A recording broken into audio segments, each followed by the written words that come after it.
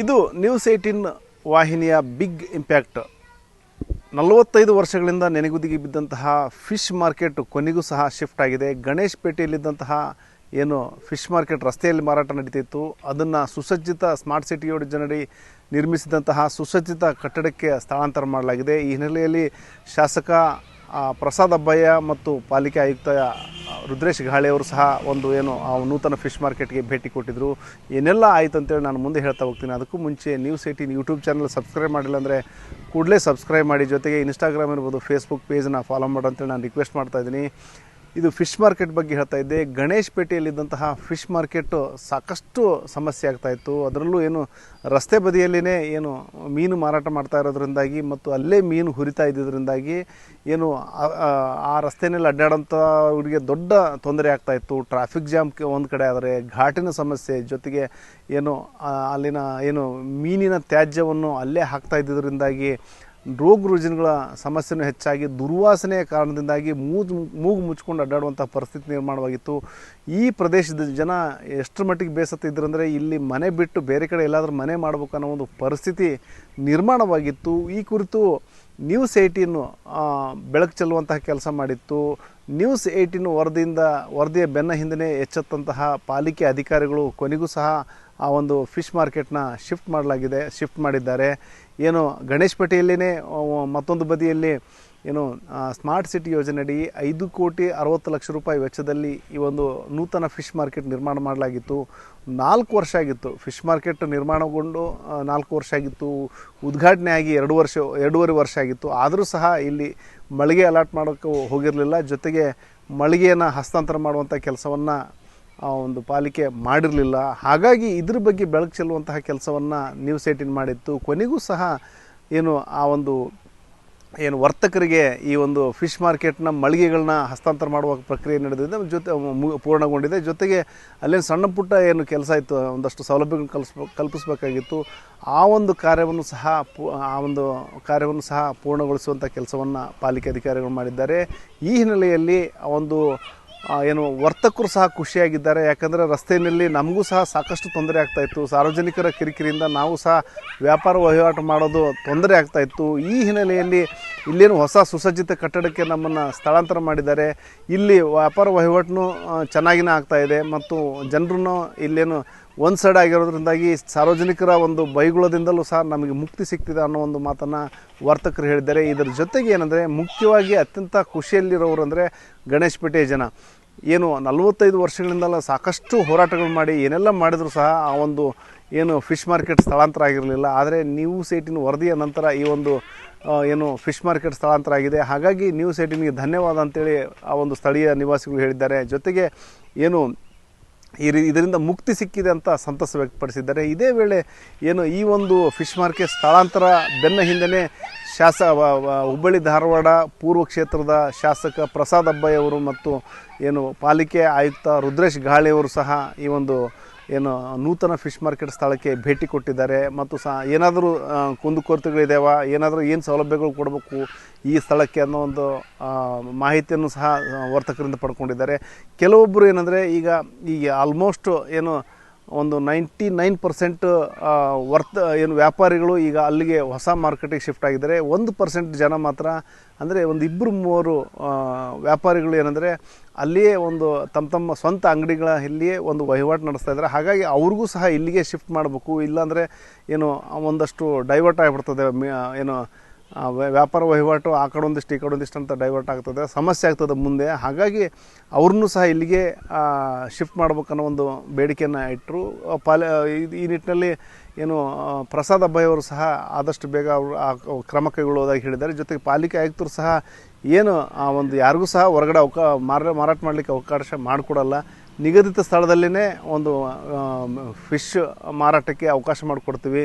ಒಂದು ವೇಳೆ ಹೊರಗಡೆ ರಸ್ತೆಯಲ್ಲಿ ಯಾರು ಮಾರಾಟ ಮಾಡಲಿಕ್ಕೆ ಹೋಗ್ತಾರೋ ಅಂಥವ್ರ ಮೇಲೆ ಕ್ರಮ ಕೈಗೊಳ್ತು ಅನ್ನೋ ಒಂದು ಎಚ್ಚರಿಕೆಯನ್ನು ರುದ್ರೇಶ್ ಗಾಳಿ ಅವರು ಕೊಟ್ಟಿದ್ದಾರೆ. ಇಲ್ಲೊಂದು ಗಣೇಶ್ ಪೇಟೆಯಲ್ಲಿ ಸುಮಾರು 5,65,00,000 ವೆಚ್ಚದಲ್ಲಿ ಭಾಳ ಹೈಟೆಕ್ ಆದಂಥ ಒಂದು ಫಿಶ್ ಮಾರ್ಕೆಟ್ ನಾವು ನನ್ನ ಅವಧಿಯಲ್ಲಿ ಇದನ್ನು ಮಾಡಿದ್ದೀನಿ.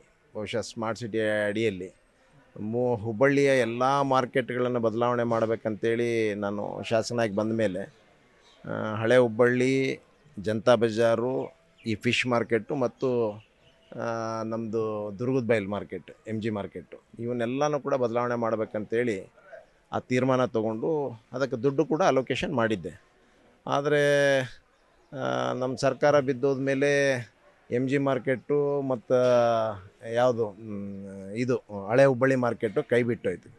ಕಾರಣ ನಮ್ಮ ದುಡ್ಡನ್ನು ಆ ಕಡೆ ಡೈವರ್ಟ್ ಮಾಡಿಕೊಂಡ್ರು. ಸುಮಾರು 100-120 ಕೋಟಿ ರೂಪಾಯಿನ ಡೈವರ್ಟ್ ಮಾಡಿಕೊಂಡ್ರು.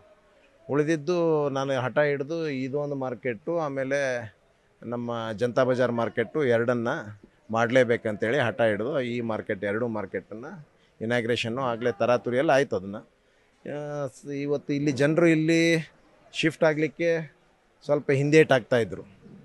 ನಾನು ಸುಮಾರು ಒಂದು 8-10 ಮೀಟಿಂಗ್ಸು, ಇನ್ಕ್ಲೂಡಿಂಗ್ ಕಾರ್ಪೊರೇಟ್ರನ್ನ ಇಟ್ಕೊಂಡು, ಕಮಿಷನರ್ನವ್ರನ್ನ ಇಟ್ಕೊಂಡು ಅನೇಕ ಬಾರಿ ಮೀಟಿಂಗ್ ಮಾಡಿದಾಗ ಕೂಡ ನಮಗಲ್ಲಿ ಮಾರ್ಕೆಟ್ ಅದು ಇಲ್ಲ, ಇದು ಇಲ್ಲ, ಕೆಲವು ತೊಂದರೆಗಳು, ಅನಾನುಕೂಲಗಳು ಹೇಳ್ತಾಯಿದ್ರು. ಅದನ್ನೆಲ್ಲ ಸರಿಪಡಿಸಿದ್ವಿ.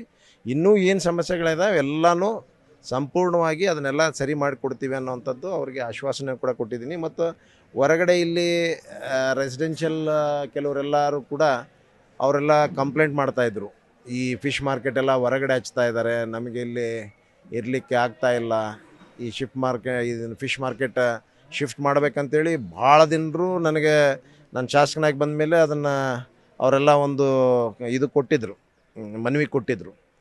ಅದಕ್ಕೆ ಸ್ಪಂದಿಸಿ ಇವತ್ತು ಮಾರ್ಕೆಟನ್ನು ಬದಲಾವಣೆ ಮಾಡಿದ್ದೀನಿ. ಇನ್ನೊಂದು 2-3 ಶಾಪ್ಸ್ ಇದೆ ಅನ್ನೋವಂಥ ಕಂಪ್ಲೇಂಟು ಇದೆ. ಅದನ್ನು ಆದಷ್ಟು ಬೇಗ ಅದನ್ನೆಲ್ಲ ಕ್ಲೋಸ್ ಮಾಡಿ ಒಂದೇ ಸೂರಿನಡಿಯಲ್ಲಿ ಇದೆಲ್ಲ ಒಳ್ಳೆ ಹೈಟೆಕ್ ಫಿಶ್ ಮಾರ್ಕೆಟ್ ಮಾಡಿದ್ವಿ. ಸ್ಮಾರ್ಟ್ ಸಿಟಿಯಿಂದ ಇದು ನಿರ್ಮಾಣಗೊಂಡಂಥ ಒಂದು ಹೈಟೆಕ್ ಫಿಶ್ ಮಾರ್ಕೆಟ್.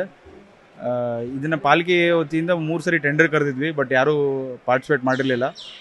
ತದನಂತರ ಎಲ್ಲ ಮಾರಾಟಗಾರರದು ಒಂದು ಅವ್ರ ಅಧ್ಯಕ್ಷರನ್ನ ಒಳಗೊಂಡು ಎಲ್ಲರಿಗೂ ಒಂದು ಮೀಟಿಂಗ್ ಕರೆದು ಕೊನೆಗೆ ಅದನ್ನ ಮತ್ತೊಮ್ಮೆ ಆಕ್ಷನ್ ಮಾಡಿ ಈ ಎಲ್ಲರೂ ಒಂದು ಸಹಕಾರದಿಂದ ಇವತ್ತು ಕಳೆದ 1 ವಾರದಿಂದ ಇಲ್ಲಿ ವ್ಯಾಪಾರ ಮಾಡ್ತಾ ಇದ್ದಾರೆ.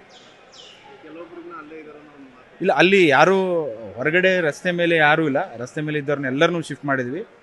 ಈ ಒಳಗಡೆ ಶಿಫ್ಟ್ ಆದರೂ ಕೆಲವೊಬ್ಬರು ಹೊರಗಡೆ ರಸ್ತೆ ಮೇಲೆ ಇನ್ನೂ ವ್ಯಾಪಾರ ಮಾಡ್ತಾ ಇದ್ದಾರೆ ಅನ್ನೋ ಒಂದು ಕಂಪ್ಲೇಂಟ್ ಇದೆ. ಸೊ ನಮ್ಮ ಹೆಲ್ತ್ ಇನ್ಸ್ಪೆಕ್ಟರ್, ನಮ್ಮ ಜೂನಲ್ ಕಮಿಷನರ್ಸ್ ಮುಖಾಂತರ ಅದನ್ನು ಯಾವುದೇ ಥರದ ಹೊರಗಡೆ ವ್ಯಾಪಾರ ಮಾಡಬಾರ್ದು, ರಸ್ತೆ ಮೇಲೆ ಯಾರೂ ವ್ಯಾಪಾರ ಮಾಡಬಾರ್ದು. ಇದೊಂದು ಹೈಟೆಕ್ ಬಿಲ್ಡಿಂಗ್ ಇದೆ. ಇಲ್ಲಿ ಗಾಳಿ ಬೆಳಕು ಮತ್ತೆಲ್ಲ ಫ್ಯಾನ್ ವ್ಯವಸ್ಥೆ ಮಾಡಿದೆ, ಲೈಟಿನ ಫೆಸಿಲಿಟಿ ಇದೆ, ಪಾರ್ಕಿಂಗ್ ಫೆಸಿಲಿಟಿ ಇದೆ, ನೀರಿಂದು ಸೌಕರ್ಯ ಇದೆ. ಎಲ್ಲ ಥರದಿಂದ ಒಂದು ಹೈಟೆಕ್ ಮಾರ್ಕೆಟ್ನ ಮಾಡಿ ಸರ್ಕಾರ ಮಾಡಿಕೊಟ್ಟಿದೆ. ಸೊ ಇದನ್ನು ಸರಿಯಾಗಿ ಉಪಯೋಗಿಸ್ಕೊಳ್ಬೇಕು ಅನ್ನೋದು ನನ್ನ ಮನವಿ, ಎಲ್ಲ ನನ್ನ ಮಾರಾಟಗಾರರಿಗೆ ಮನವಿ ಮಾಡ್ತಾ ಇದ್ದೀನಿ. ಒಟ್ಟಾರೆ ಏನು ಈ ಒಂದು ಸಾಕಷ್ಟು ತೊಂದರೆಯನ್ನು ಅನುಭವಿಸ್ತಾ ಇದ್ದರು ಸ್ಥಳೀಯ ಜನರು.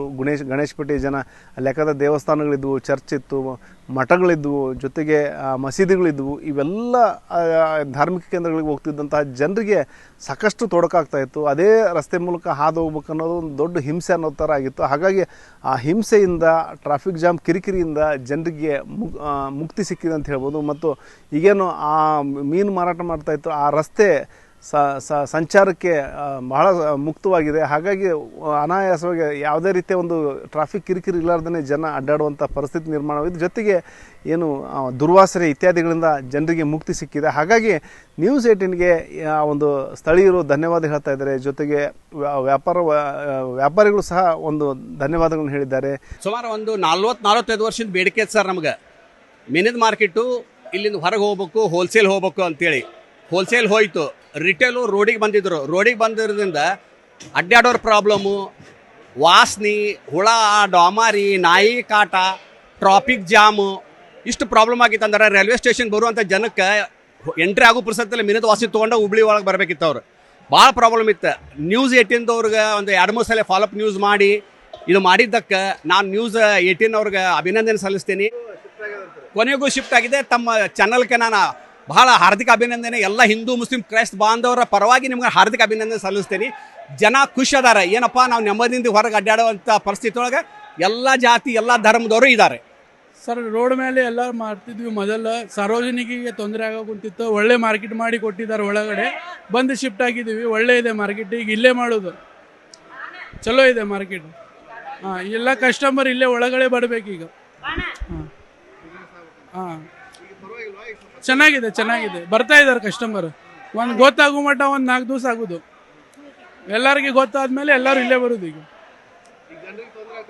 ಅಲ್ಲೇ ಸ್ವಲ್ಪ ಟ್ರಾಫಿಕ್ ಆಗ್ತಾ ಇದೆ ಅಲ್ಲ, ನಮಗೂ ತೊಂದರೆ, ಜನರಿಗೂ ತೊಂದರೆ ಆಗ್ತಾ ಇದೆ. ಈಗೆಲ್ಲ ಇಲ್ಲೇ ಸರ್ಟಿಫಿಕೇಟ್ ಇದೆ.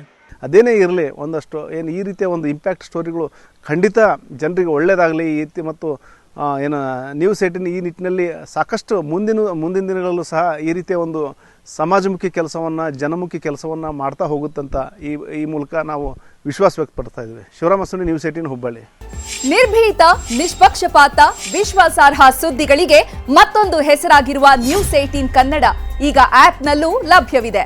ದಯವಿಟ್ಟು ಇಲ್ಲಿರುವ QR ಕೋಡ್ ಅನ್ನು ಸ್ಕ್ಯಾನ್ ಮಾಡಿಕೊಂಡು ಆಪ್ ಡೌನ್ಲೋಡ್ ಮಾಡೋದಕ್ಕೆ ಮರಿಬೇಡಿ. ನಿಮ್ಮ ಬೆಂಬಲ ಹೀಗೆ ಸದಾ ನಮ್ಮೊಂದಿಗಿರಲಿ. ಧನ್ಯವಾದ.